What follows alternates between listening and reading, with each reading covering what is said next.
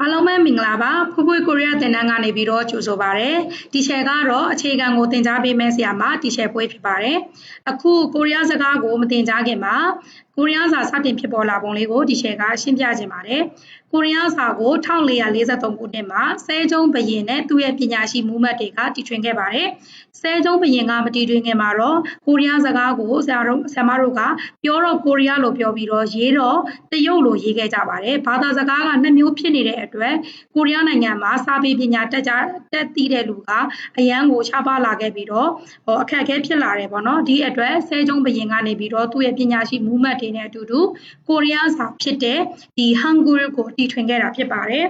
ကဲမြန်မာစကားမှာလည်းအခြေခံဘီးတွေတရတွေရှိပါတယ်เนาะမြန်မာစကားမှာကဘီးက33လုံးရှိပါတယ်ကိုရီးယားစာမှာတော့အခြေခံဘီးက14လုံးရှိပြီးတော့စင်ပွားဘီးက5လုံးစုစုပေါင်း16လုံးရှိပါတယ်เนาะဒါဆိုရင်မြန်မာစကားထက်ပိုပြီးတော့နည်းပါတယ်တကယ်တမ်းသင်ယူရမှာမြန်မာလူမျိုးတွေဖြစ်လို့တာမြန်မာစကားကိုလွယ်လင်းတကူသင်လို့ရပါမယ်ကိုရီးယားလူမျိုးတွေမြန်မာစာသင်မယ်ဆိုရင်ဘီးက33လုံးဖြစ်တဲ့အပြင်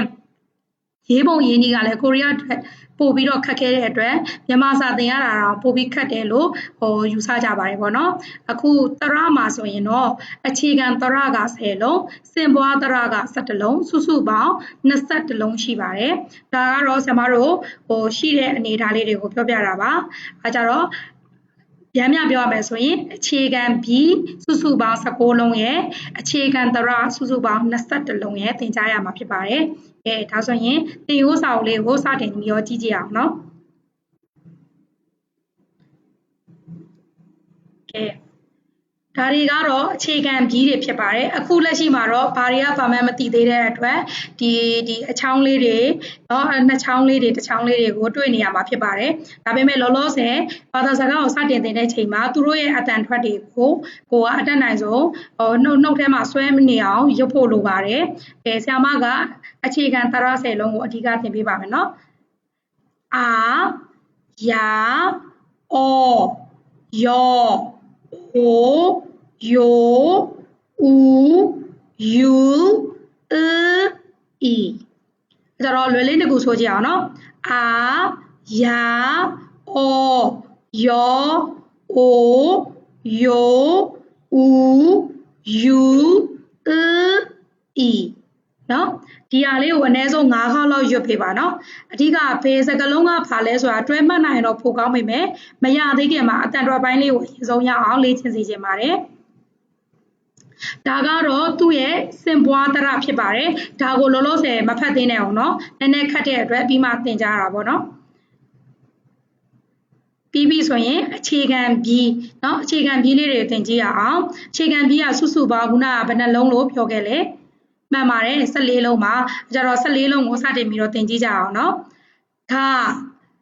နာသာလာမာဘာစာငါချာချာခါထာဖာဟာဒီအခုံးပုံစံလေးနဲ့ကိုခါလို့ဖတ်ပါတယ်เนาะL ပုံစံလေးကိုတော့နာလို့ဖတ်ပါတယ်เนาะဒီပုံစံလေးဒီပစောက်ကလေးကိုထောင်ထားတဲ့ပုံစံလေးကိုတော့ဒါလို့ဖတ်ပါတယ်เนาะနောက်တစ်ခုကဒီမြန်မာစကားလာကိုဒီလိုမျိုးလေးပုံစံပြောင်းထားတဲ့ဟာလေးကိုလာသို့မဟုတ်ရလို့ဖတ်ပါတယ်လာသို့မဟုတ်ရဒါပေမဲ့လွယ်လွယ်ကူကူအတန်ထွက်လို့ရအောင်လာလို့အရင်ဆိုကြည့်မယ်เนาะပြီးပြီဆိုရင်ဒီလေးတော့အတုံးလေးကတော့မ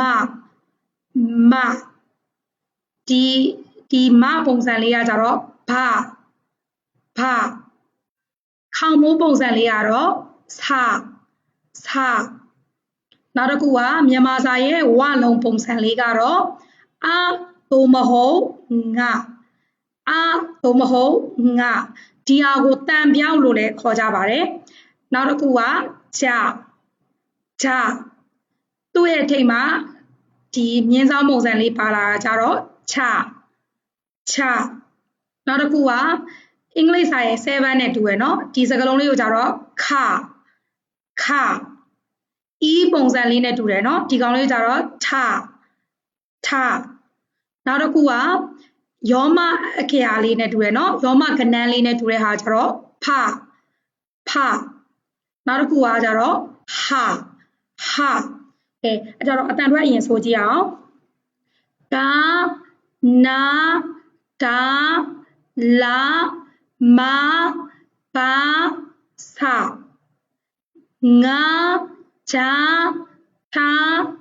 ခါသာဖာဟာကဲပြန်တစ်ခေါက်ဆိုကြည့်ပါအောင်ဒီစကားလုံးကိုဘယ်လိုအတန်ထွက်ပါသလဲမှန်ပါတယ်ခဒီစကားလုံးလေးကိုဘယ်လိုအတန်ထွက်ပါသလဲမှန်ပါတယ်နာဒီစကားလုံးလေးကိုဘယ်လိုအတန်ထွက်ပါသလဲမှန်ပါတယ်ဒါဒီစကားလုံးလေးကိုရောဘယ်လိုခေါ်ပါသလဲလာဒီစကားလုံးလေးကိုရောမဒီစကားလုံးလေးကိုရောဖဒီစကားလုံးလေးကိုရောဆဒီစကားလုံးလေးကိုရောအာဘုံမဟုတ်ငါတနည်းအားဖြင့်လွယ်အောင်ဆိုမယ်ဆိုရင်ငါဒီစကားလုံးလေးကိုရောဂျာဒီစကားလုံးလေးကိုရောထဒီစကားလုံးလေးကိုရောခဒီစကားလုံးလေးကိုရောထဒီစကားလုံးလေးကိုရောဖဒီစကားလုံးလေးကိုရောဟာဟုတ်ပါပြီဒါဆိုရင်အခြေခံဘီနဲ့တရလေးတွေကိုဆရာမတို့ကနည်းနည်းဖတ်တတ်ပြီလို့ယူဆပါတယ်အနည်းဆုံး 5 ခေါက်မကဖတ်တာပြပါနော်ရှေ့ဆက်ပြီးတော့ထပ်မံပြီးတော့သင်ကြားပေးသွားပါမယ်